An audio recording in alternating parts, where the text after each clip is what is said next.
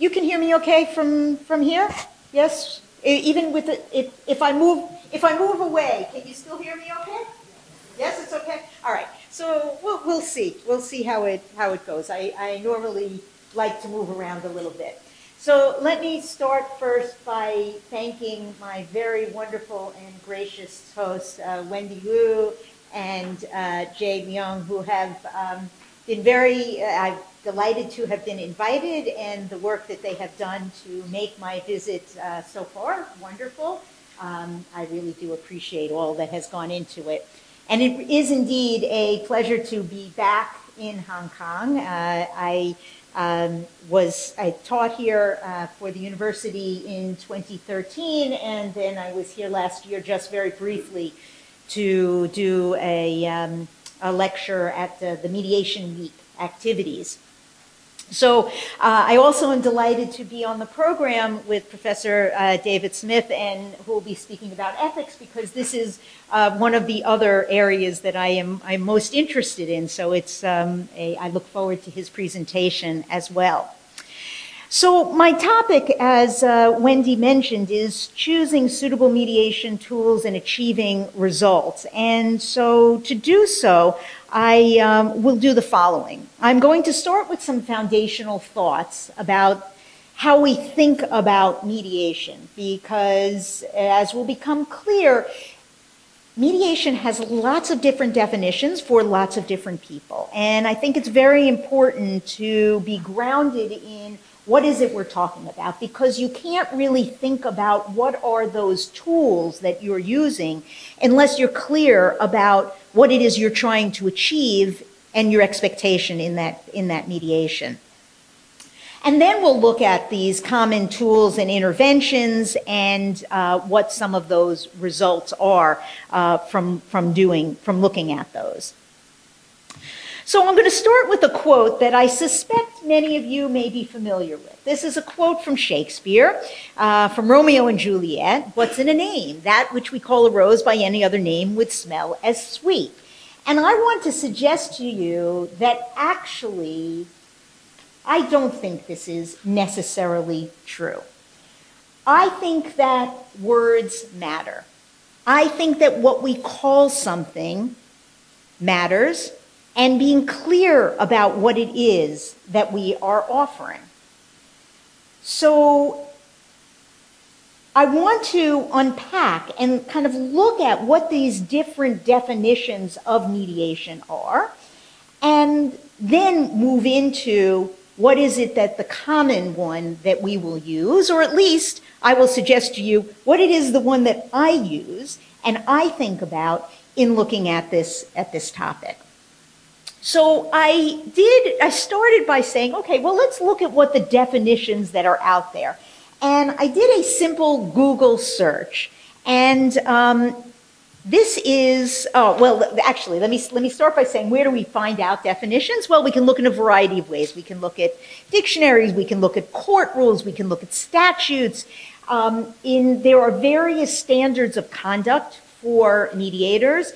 In the United States, these are the common ones. There's a model set of standards of conduct for mediators that were adopted by the American Bar Association, the American Arbitration Association, and also the Association for Conflict Resolution several years ago. In fact, they are thinking about re-examining those. It's been over 10 years since they were adopted. I was one of the people who participated in their drafting.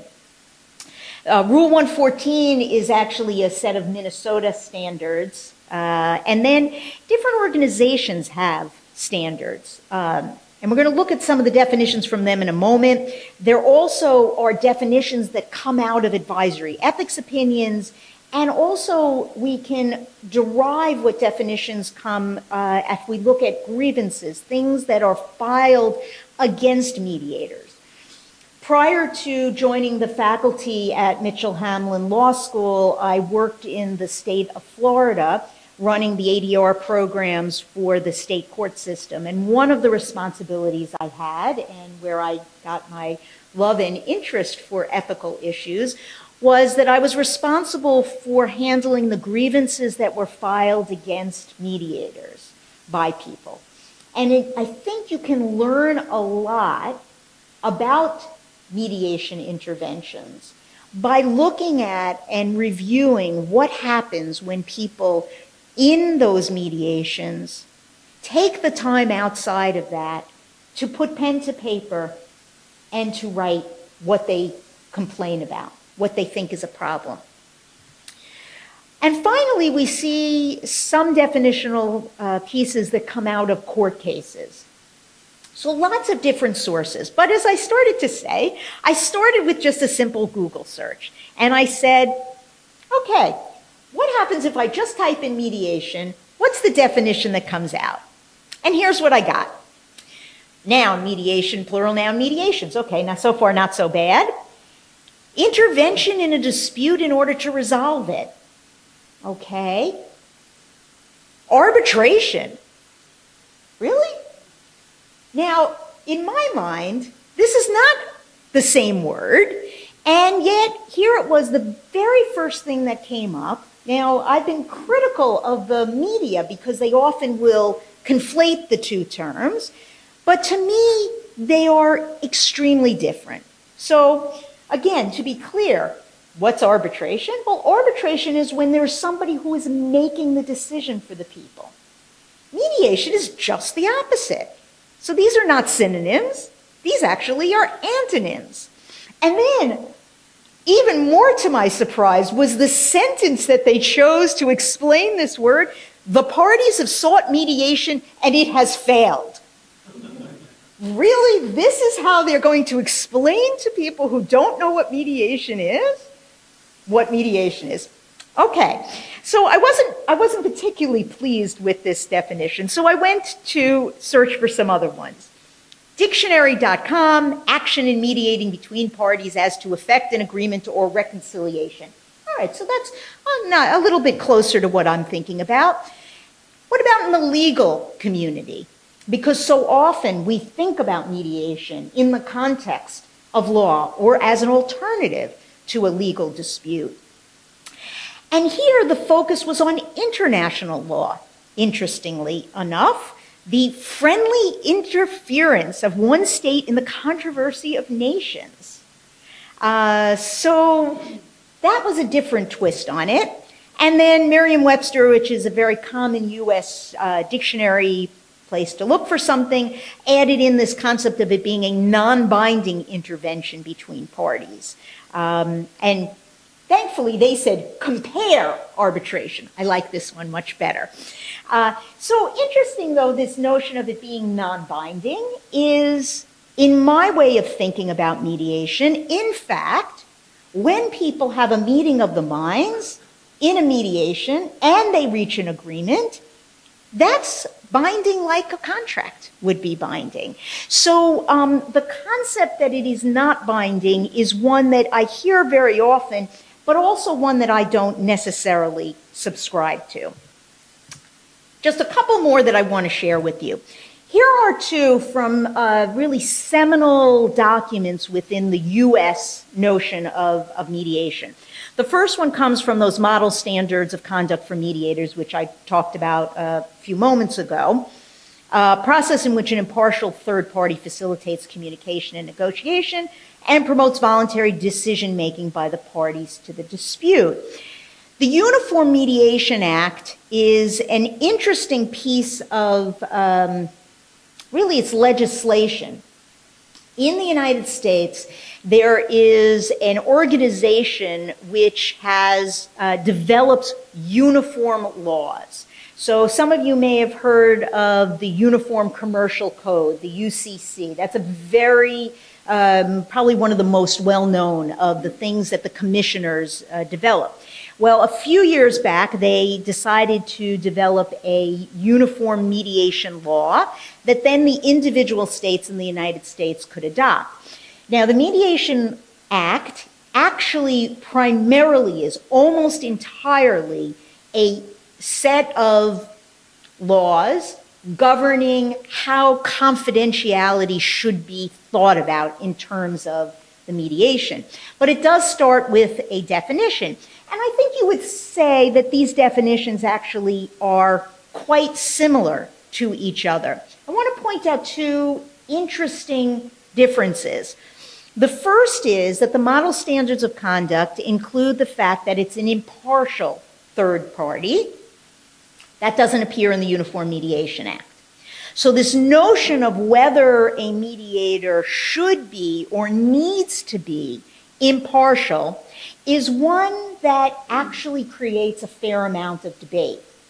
As it turns out, the reason why it is not in the Uniform Mediation Act is that they did not want confidentiality to hinge on whether the mediator in fact was impartial.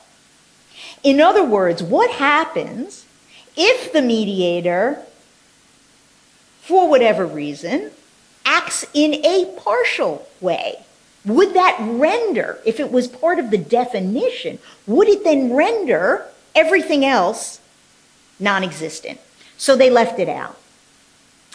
The other point that I want to make in terms of difference here, and this is actually a significant one that I will come back to, is this notion in the model standards, it's about voluntary decision-making, where in the Uniform Mediation Act, it's about voluntary agreement.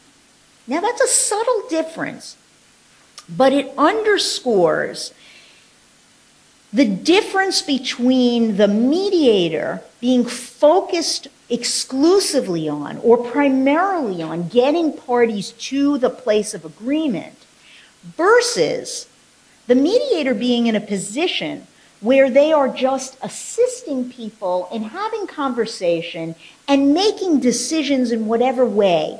Maybe an agreement, but maybe not. Maybe just the conversation alone will be sufficient. So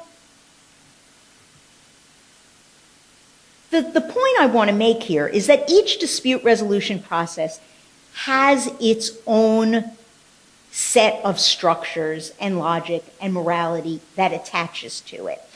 And it makes a difference that we remain clear. So unlike what Juliet said, that what's in a name, it doesn't matter, I think it actually does.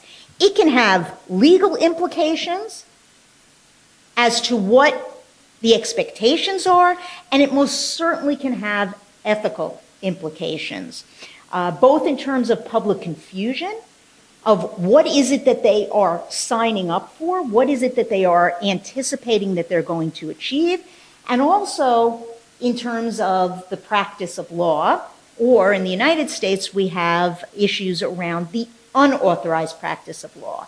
In other words, if you are in the United States and you are not licensed to practice law in a specific jurisdiction, and it is state by state that you have to be licensed to practice law, you can't practice law, you can't hold yourself out as a lawyer, and you can't act as a lawyer.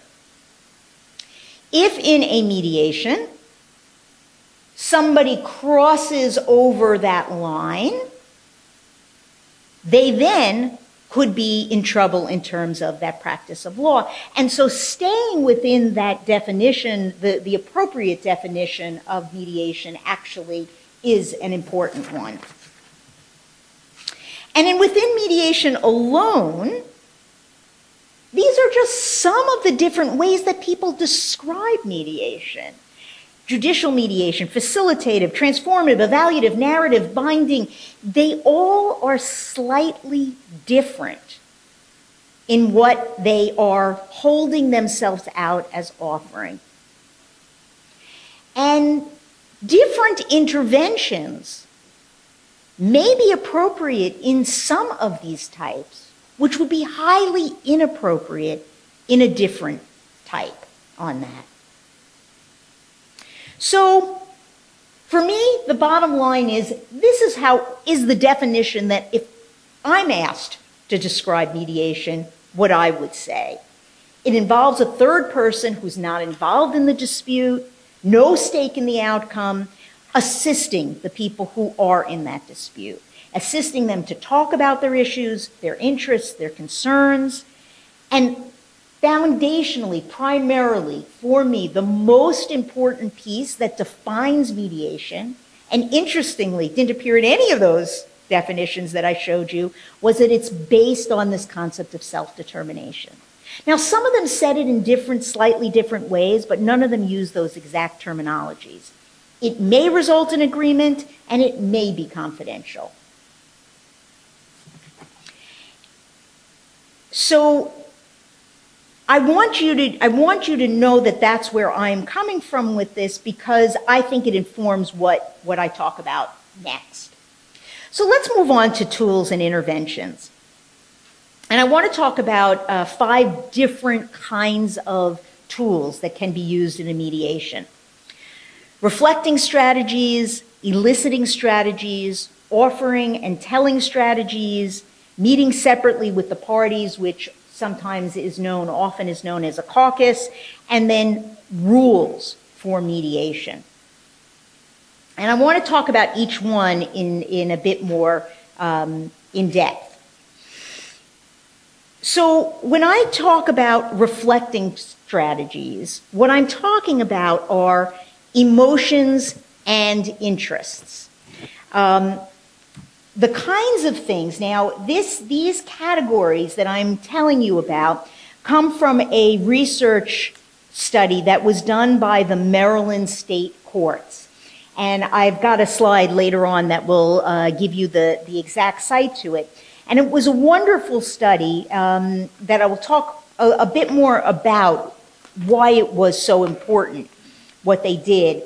But I want to give you a sense of what do they mean when they talk about reflecting strategies on emotions and interests.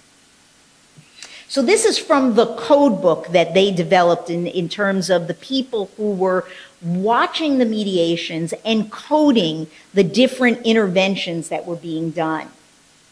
So emotions included any statement which addressed participant feelings, any statement which encouraged participants to express their own feelings, any statement which reflected a feeling that a participant had indicated but not stated directly, and any statement or question beginning with the feel and following with an emotion or quasi-emotional word. And in terms of interests, we were talking about a reflection or paraphrasing in which the practitioner tried to name the value or goal behind the position that the participant articulated, and would also include attempt to understand the interest or value that the participant had for their children or someone for whom they were speaking. And reflecting strategies can be done individually or jointly.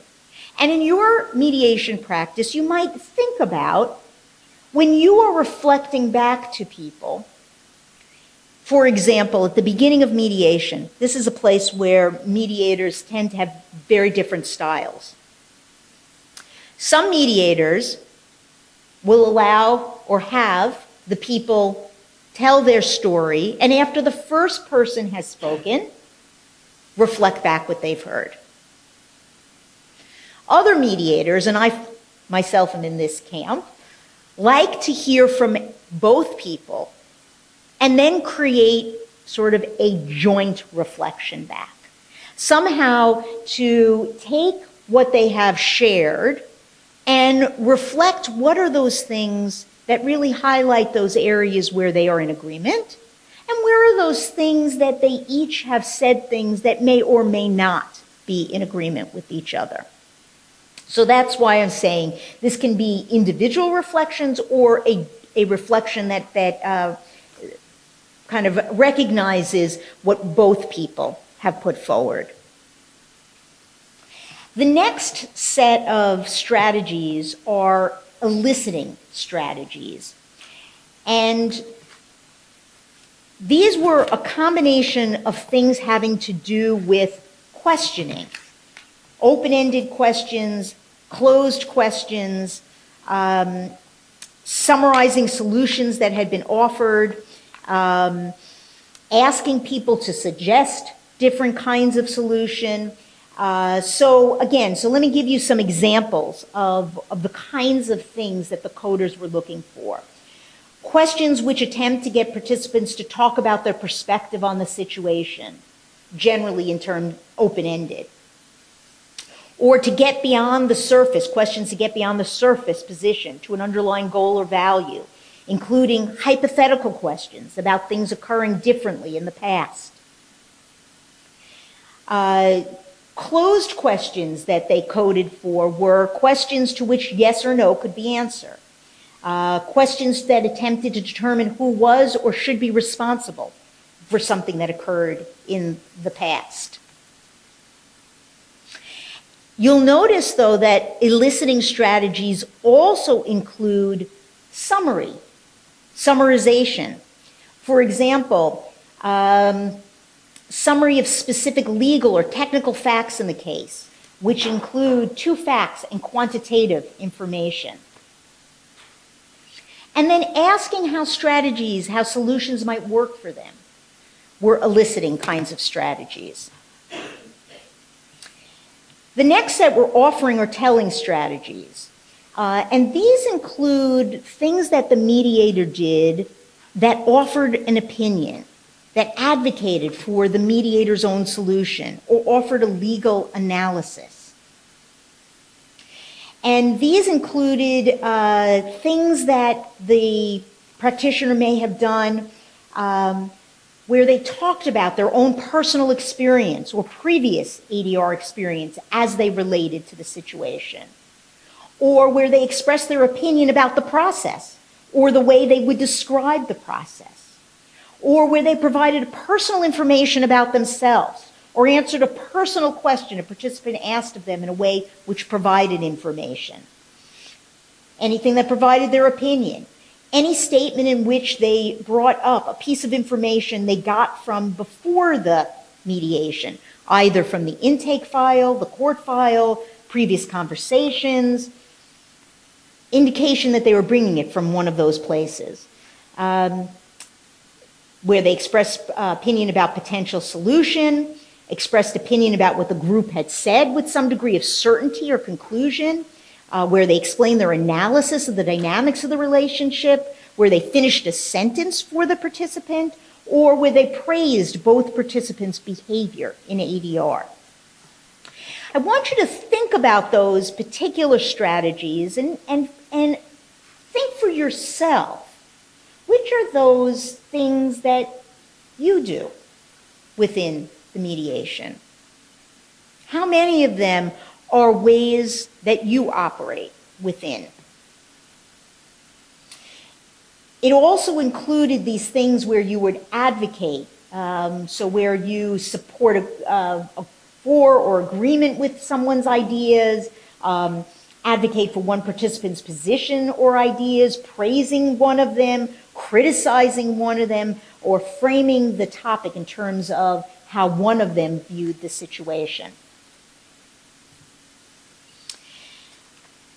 And then there's this whole notion of the caucus. So the caucus is something that is really a phenomena of a mediation as opposed to, and really what one of the things that sets mediation apart from its more adversarial kinds of processes, including arbitration, and why I express such dismay when I see them linked in as one and the same.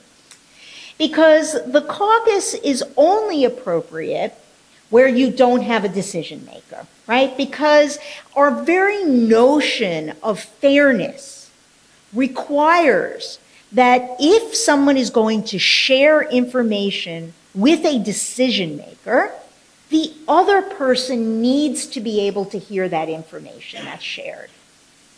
Why? So they can dispute it, so they can refute it, so they can share another perspective, so they can make sure that whatever is said actually is truthful, actually is what is right. And then the decision maker has both of those sets of information and can decide which one they believe. But you need to know what was said. So in mediation, the concept has developed that it is appropriate and can be beneficial at times for parties to meet with the mediator individually. And why would that be helpful? Well, sometimes we know from a negotiation, from looking at it from a negotiation standpoint, that why do negotiations fail? Well, we know that there's this real tension between wanting to share all of the information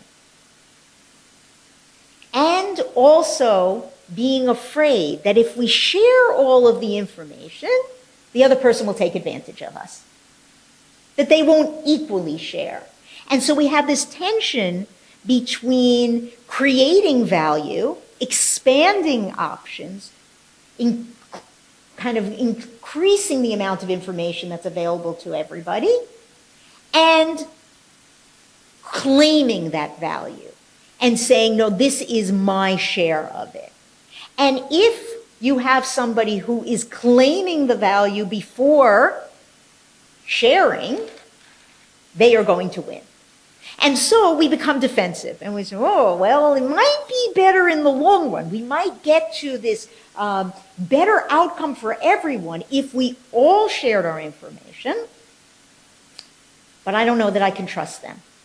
And this lack of trust causes us to be less forthcoming.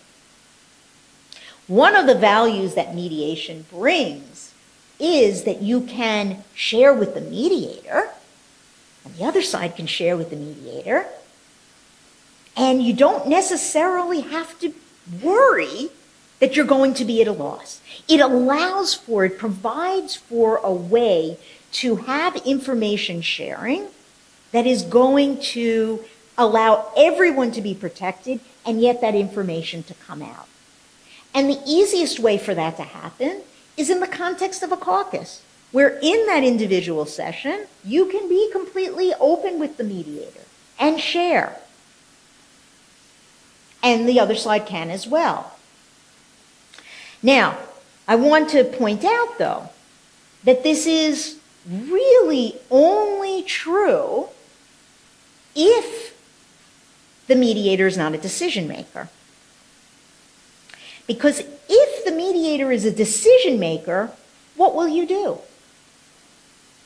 Will you be honest?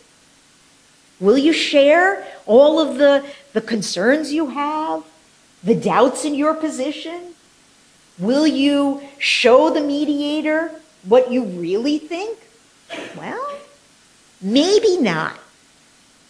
Because in the event the decision maker is then going to use that information, you want to present it in the best way possible. And so having this notion of a pure mediation really dictates what happens in this caucus, this separate session.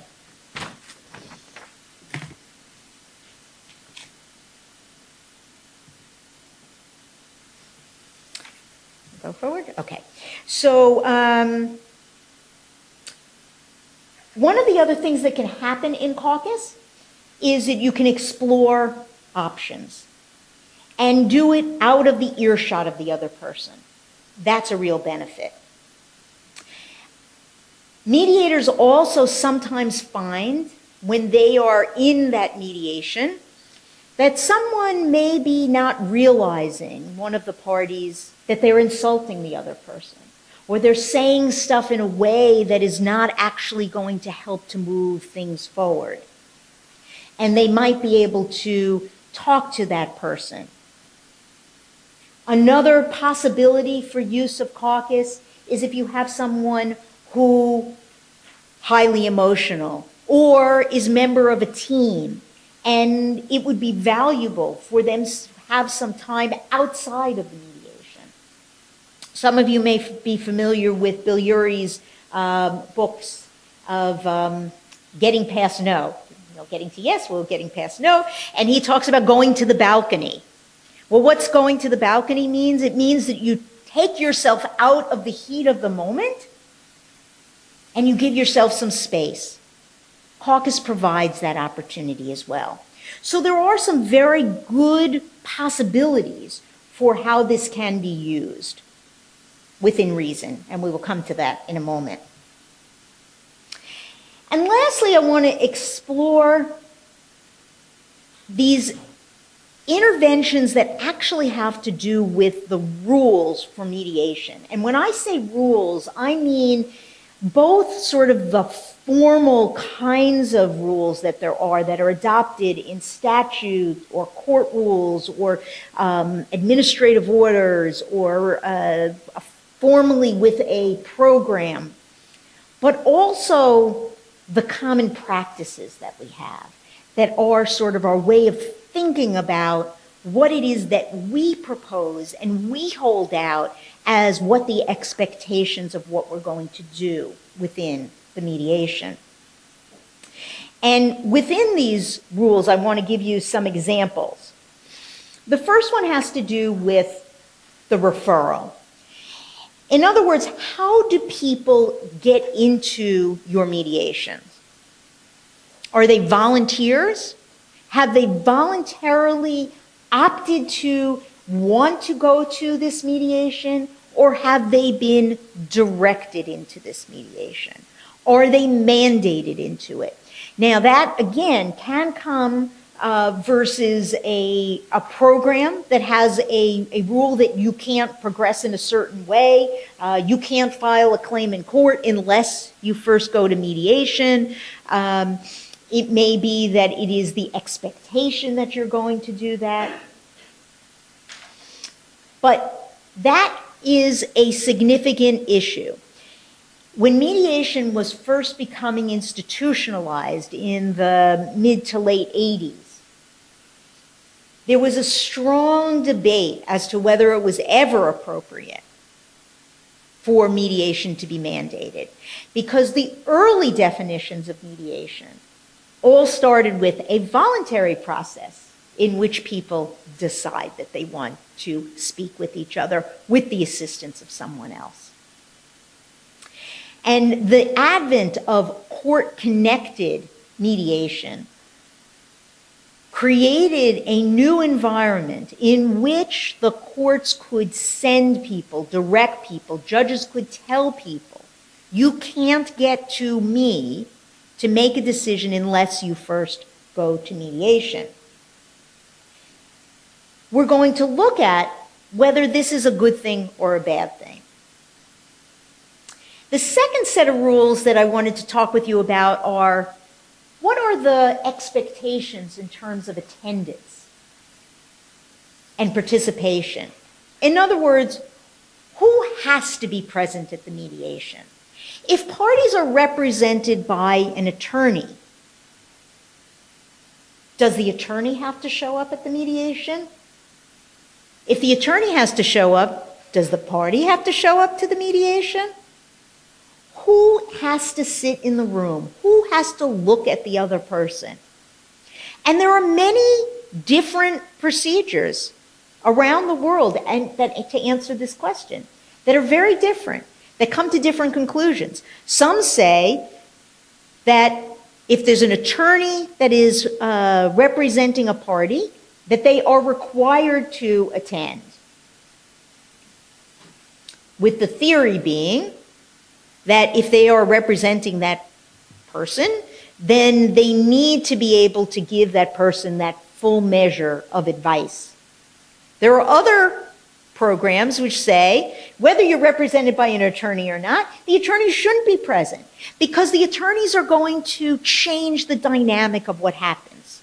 The attorneys are going to want to keep it more on the legal level. They're going to want to talk about what the law would require or provide. Whereas in mediation, really people should be free to set their own parameters, create their own set of what it is that their decision should be based upon. And therefore, lawyers shouldn't be present. And then there are some instances where parties are represented by lawyers and maybe also insurance, and they decide, no, the actual party doesn't need to show up. For example, if there's a personal injury case in the United States, the defendant often does not show up to the mediation, is not required to, because they're not really paying anything. The insurance company is, so the representative for the insurance company's there, and the attorney's there. Why does the defendant have to be there? Well, that's a very different conception of what can happen in that mediation. Because if someone is present, for example, a defendant, they then can look the other person in the eye and say, I'm sorry. I'm sorry for what happened. I see that you're in pain. I appreciate this. That moment of recognition can't happen if the person isn't present. And yet, these are decisions that are there. What about other people? What about the spouse of somebody who's involved in a dispute? What's the rule there? Should they be allowed? Shouldn't they be allowed? Or other affected people, or support people. All of those things you have to think about. You make these decisions, you create these rules, these expectations of what's going to happen in the mediation, and they have an impact. And then the last one that I want you to consider is the structure of the mediation. And here, I want to suggest that the different ways that you can conceive of what happens in your mediation, and a trend that has happened in the United States. So when mediation first was being developed in a more institutionalized way, and now I'm going to go back sort of to the mid-70s, and community mediation and family mediation, dissolution of marriage cases. The expectation was that there would be multiple sessions with time in between for parties to sort of live with their decisions, to sort of have that opportunity to think about, how is this going to play out for me as I'm making decisions about what's going to happen with my children and where they're living and how much time I get to be with them and how we sort of navigate this dissolution.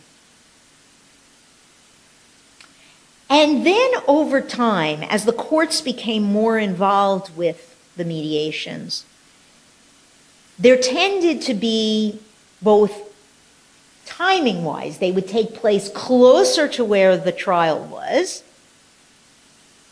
for a couple of reasons, but much of it having to do with concern on the part of lawyers that they needed all of the information. Now, you might say, some of you are lawyers, so some people who were critical of lawyers would say, well, sure, they want it to be later so that the lawyers can collect all the money. Because, let's face it, the sooner that you resolve it, the less opportunity there is to earn your fees. On the positive side, though, if you will think about, under the best of circumstances, why were lawyers concerned about this? Well, they were concerned that they didn't have all of the information they needed. And they were worried that they actually couldn't protect their clients. They couldn't give them good advice if they didn't have enough information as to, well, what would happen in terms of the long-term benefits or the long-term risks. What happens if they didn't have all of that information and were trying to make decisions on it? So that was something that was a shift that we saw from earlier resolutions of things to later resolutions. But the other one was that we moved from having sort of these shorter sessions with time in between to single long mediations. And when I say long mediations, I'm talking about 8 to 10 hour mediations. Now, I don't know about you, but I know for me that when I am in that kind of an intense situation for that length of time, I don't think I make good decisions. I think that it's too much pressure. In fact, there's lots of data to suggest from the original labor mediations that were going on that were quite intense and quite directive, evaluative, kind of forcing people to come to resolutions on certain things. They were known for keeping people for extended period of times and not giving them bathroom breaks or not giving them food breaks or not giving, so in other words, to amp up the pressure on it. Again, think about your definition of what it is that you want to be happening in that mediation. But that structure has an impact on what is going to occur. So, as I previously mentioned, highlighted, coming up to a preview, that the Maryland judiciary did a wonderful study, a statewide evaluation of their alternative dispute resolution results and implications. And you can get these reports online at the website that I've included up there. And the Maryland study was important for a couple of reasons. First of all, it was the most comprehensive that's been done to date. Secondly, what they opted to do was to create two interlocking kinds of evaluations. The first involved surveys, pre and post surveys that they gave to the people who were involved in mediation. And actually, they did look at a couple of other ADR processes, but for today, I'm going to be talking about the mediation stuff. And specifically asking them about their attitudes and there's changes in attitudes before they went into the mediation and after the mediation. And they also looked at a control group, an equivalent comparison group who went through the standard court process so that they could look at the differences that people expressed before and after mediation and before and after court to see how those compared. The other thing that they did was put people in the room with mediators who were doing mediations, and they coded every statement that was made. And they had people that they did a lot of pre-work to make sure that there was cross-verification, that people were coding in the same ways. And they were looking at the various mediator strategies that people were using. And they then looked at taking those strategies, looked at what happened immediately after the mediation, and then again 6 months later to see whether there was a comparison there on it. So this was very important because there have been other studies where mediators have been asked to describe what it is that they do in the mediation, and the mediations either were recorded or somehow that they were also watched. And mediators are notorious, and maybe we're no different than anyone else, notorious for getting it wrong.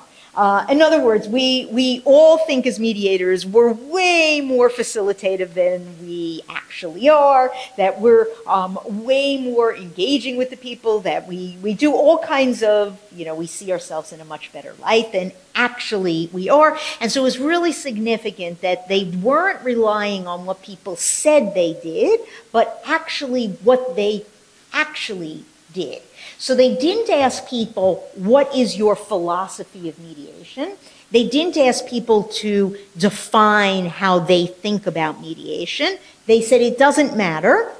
And they purposely chose mediators who came from a wide background of different ways of approaching their mediation. Because what they really wanted to know was what those individual interventions were. And then they did the analysis on them. And in looking at the various strategies that people used, they then were able to collapse them into the categories that I shared with you at the beginning, those reflecting, eliciting, etc. So I want to share with you what these results were. So the first one is in terms of the reflecting strategies. So that was, and you recall what reflecting was, so those are those times where you as the mediator reflected back, either jointly or individually, sort of expressing what it was that you were hearing from the people.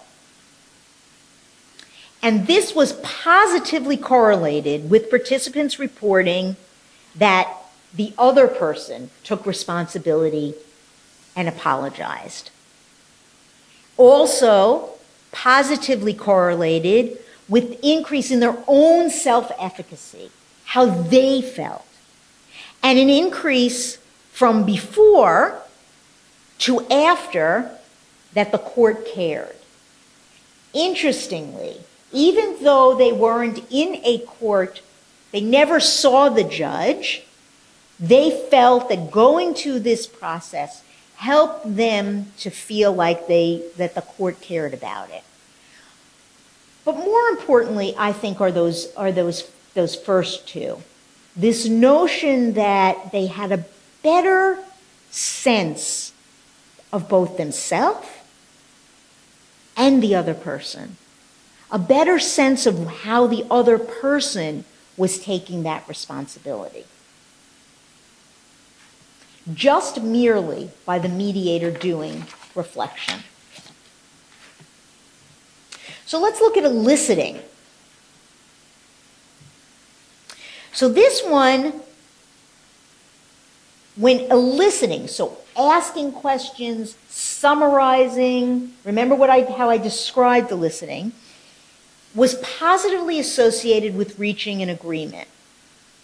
Now, lots of people who say that they are directive in mediation, they say they do it in order to get people to reach an agreement.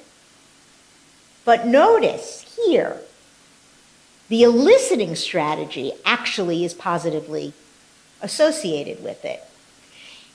It's also positively correlated with participants reporting they listened and understood each other, and that they jointly controlled the outcome. And also that the other person took responsibility and apologized. So by asking people, by summarizing, by getting them to talk more, the mediator helped these parties to feel like they were listened to and that they understood each other. And then over the long term, they were more likely to report a change in their approach to conflict and less likely to return to court for an enforcement action. In other words, by being involved in those discussions, being actually brought in, questioned, elicited, they then took more control over their own conflict. And if there were future issues that arose in terms of their conflict, they were better able to deal with them. Sometimes what happens in a court when there's a decision is, we know this, that people don't know how to make then the decisions for themselves going forward. And so the only thing they know is to return to the place that made the decision the first time. And so they end up in this revolving door. So this is an important result also for court programs that establish mediation programs. So let's look at the offering strategies. In terms of the results here, we see that over the long term,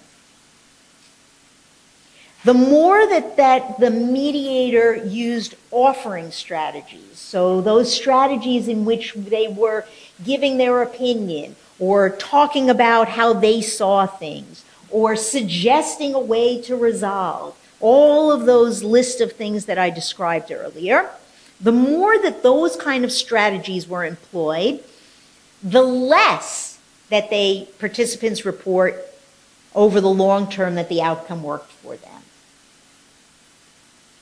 Now, anecdotally, we probably knew this, but boy, was this wonderful to see this actually borne out in the evaluation. Because what we know is that when somebody makes a decision for you, they have less information. They don't know you. When you're a mediator with people, you know only what they have shared with you. As I always say, one of the greatest traits a mediator can possess is humility, is to know how little you know, to know how little it is that you can use to shape what people should do. People themselves are in the best position to understand their situation and what's going to work for them. And so, not surprisingly, those outcomes were not as effective if somebody else made them for them. They also reported less satisfaction with the outcome. They were less likely to recommend that someone use an alternative dispute resolution process. And finally, they were less likely to report any kind of change in their approach to the conflict. So unlike in the eliciting strategies, which achieve this ability for people to feel like they understood the other person, that the other person understood them, that they had a strategy for how to go forward with conflict, when they were involved in a mediation in which the mediator used offering strategies as a more common approach or the predominant approach to what they were doing, they did not experience these same kind of benefits. So what about Caucus? So here, what they found was that the more time the mediator spent in Caucus, the participants reported that the practitioner controlled the outcome, pressured them into the solution, and prevented ideas from coming out. So the more time that they were kept separate from the other person, the more they felt that they were pressured, that it was up to the practitioner, the mediator, and that not everything was surfaced within it. They also reported, the more time that they spent in Caucus, that they felt an increase in their sense of powerlessness. In other words, by sort of relying more on the mediator, they then experienced less self-efficacy, less feeling that powerfulness, that empowerment. Some of you may be familiar with Bush and Folger's work on transformative mediation when they talk about empowerment and recognition and how important that feeling of empowerment is in working through conflict, because it reverses what is a downward cycle that one can find themselves in. And so this notion that when you spend a lot of time in caucus, you actually increase powerlessness, then that actually translates in not being able to move forward in conflict, out of conflict. The more time in caucus was an increase in belief that the conflict is negative, and an increase in desire to better understand the other.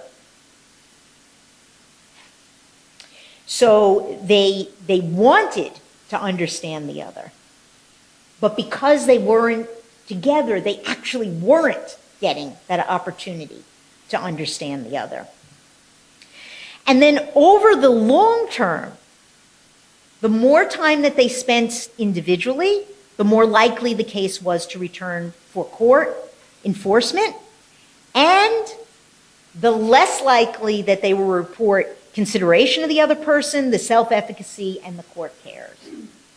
That was, so you see both the original sort of feelings are in this on the first part, and then over the long term, they continue to play out for individuals in it.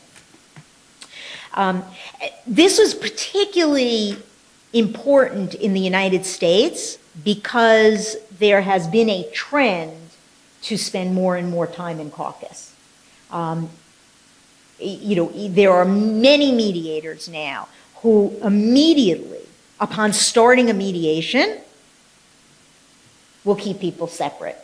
Not even, for a while it was, of course, we'll be together for some openings, and then we'll split people up. But now they're even dispensing with those openings on the theory that it can trigger emotions for people to have to sit and hear each other. And so all of this should be done individually. So that was, I think, a particularly important kind of information. So a few other statistically significant findings that I think are relevant to our conversation and will sort of tie them together to these procedural and the rules that I spoke of earlier. So for those who went to mediation, this was true regardless of whether they reached an agreement. And that's an important piece because oftentimes we think, well, of course people are all rosy and happy when they reach an agreement, right? Well, this is true even when they didn't reach an agreement. They still reported that they could express themselves, their thoughts, and their concerns. That all of the underlying issues came out. That the issues were completely resolved rather than partially resolved.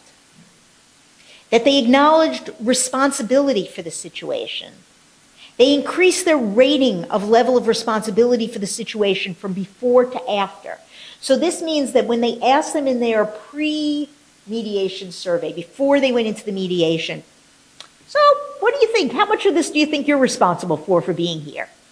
And before the mediation, they're like, oh, not me, it's all them. It's all their fault. That's why we're here. After the mediation, they understood how they had contributed to it. They increased that level of understanding. No, I also bear some responsibility for this. And they were more likely to disagree with the statement that the other person needs to learn that they were wrong before to after. So before the mediation, wasn't my fault. I didn't do anything. It's all them. And boy, do they need to learn that they were wrong. After the mediation, they're like, yeah, I guess I contributed to that. And I guess maybe, yeah, not so much. They didn't really need to acknowledge that they were wrong and learn that. What else was significant? Participants who developed a negotiated agreement in mediation were more likely to be satisfied with the judicial system than others. And this was true even when compared with people who reached a negotiated agreement on their own. And this was an important piece because oftentimes, most studies compare mediation results with court results. But we actually know that there are very few cases that go all the way to court. What is more likely to happen with a situation is that individuals negotiate an agreement. And so really, that comparison between a mediated agreement and a negotiated on their own agreement is really what we should be looking at, because there's a very small percentage that actually end up in court. And so this one they were able to show with significance that the negotiated agreements in mediation ended up with greater satisfaction even than those in which were negotiated on their own. And then this is from the long term, from the 3 to 6 months later, they were more likely to report improved relationship and attitude toward the other person. They were more likely to report that the outcome was working for them, that they were satisfied with it and with the judicial system.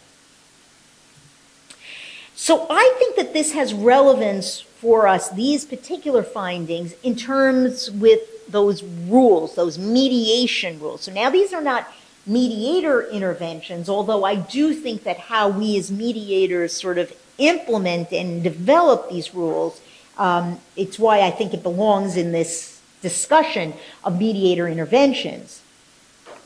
So one of the things that we know in the United States is that over time, the programs that are purely voluntary, that is, that people get to choose whether they want to go to mediation or not, purely voluntary, struggle to get cases. And even though we know, and they know, and people know, and there's been a lot of experience with it, that mediation is effective and that it works and all of that, they still struggle. Now, I was hopeful when I first entered this field that the idea of court ordering people to mediation was a thing that we would need to do for a period of time and then we could stop. Because people would know and understand and they would choose to do this, and we wouldn't have to overcome those biases against people going into mediation. It hasn't happened.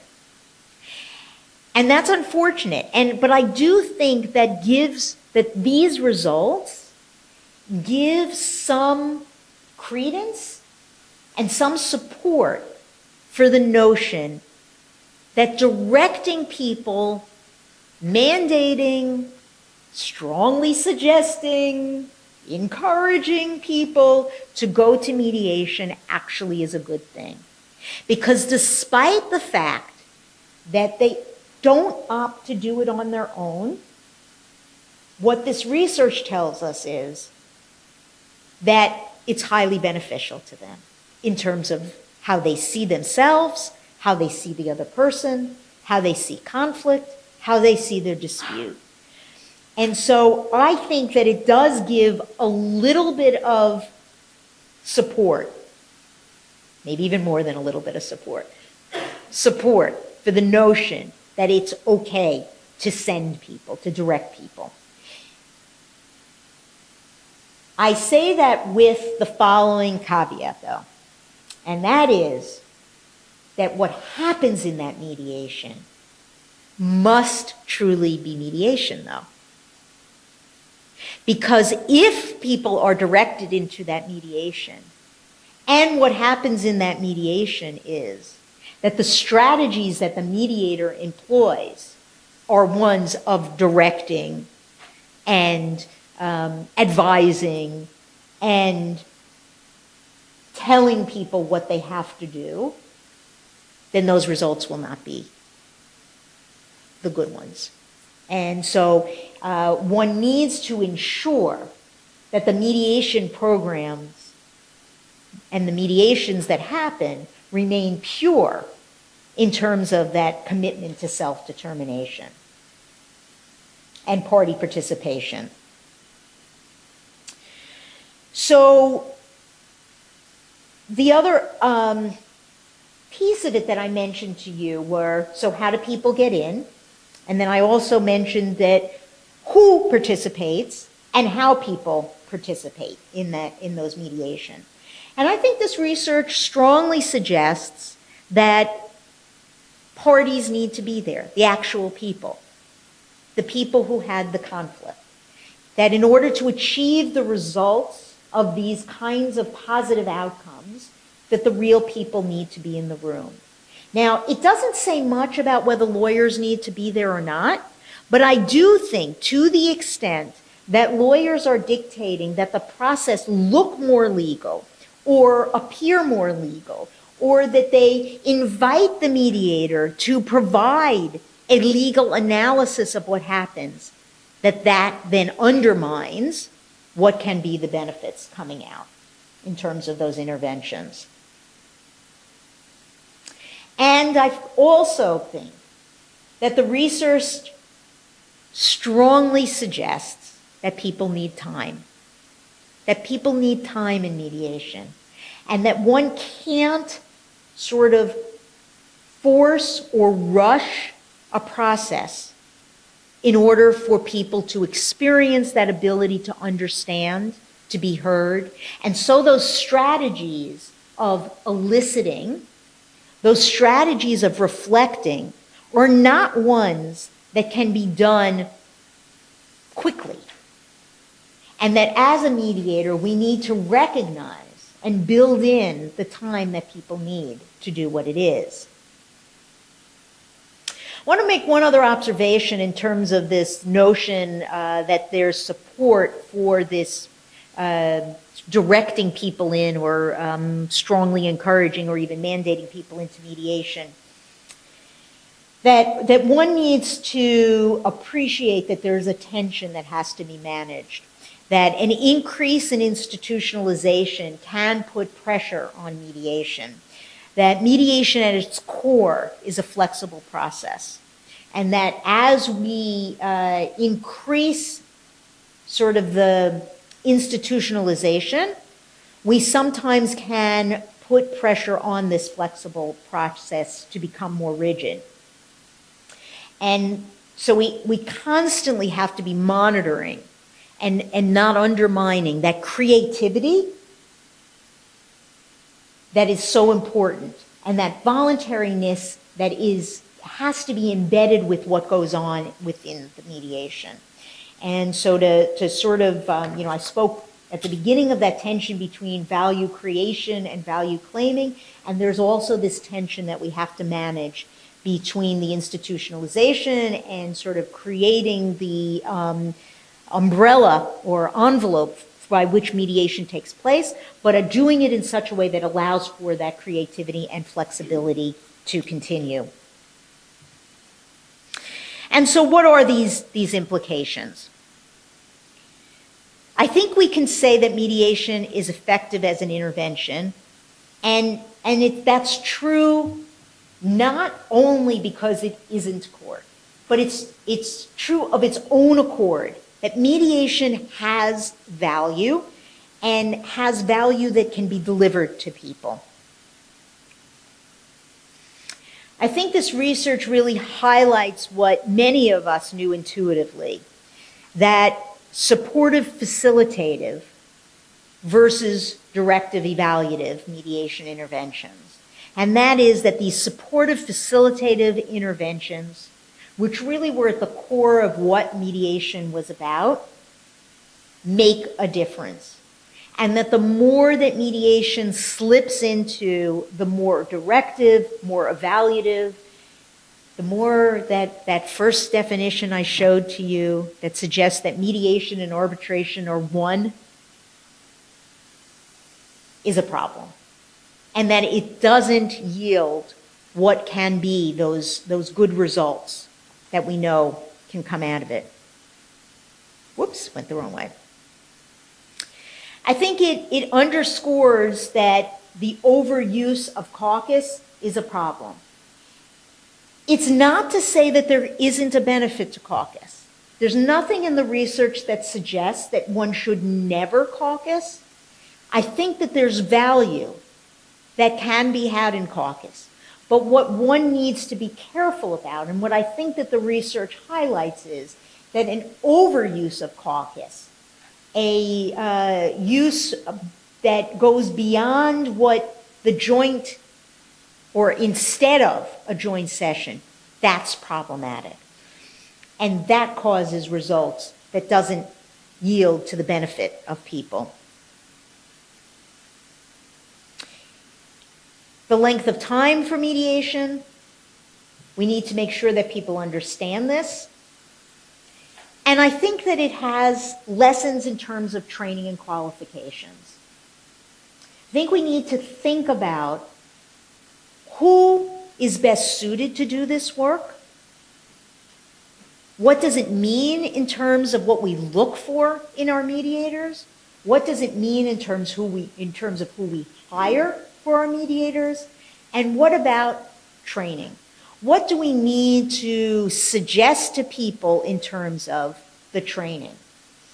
And I think for me, what I take from it is that we need to do more in terms of helping people to understand how to elicit, how to reflect, how to do that in a way that is appropriate for the people. And lastly, I would say, if we need evaluative processes, we should create other options. We shouldn't turn mediation into an evaluative process. There can be important and valuable uses of evaluative processes. But we also have to preserve mediation for what mediation can deliver. And that, I think, is an important piece that comes out of this. So those are what I wanted to share with you in terms of what those kinds of interventions that mediators can do, the tools that mediators can offer, and what we know so far about their effectiveness. And I think I have about 5 minutes for questions, if there are any, for people. So, any questions?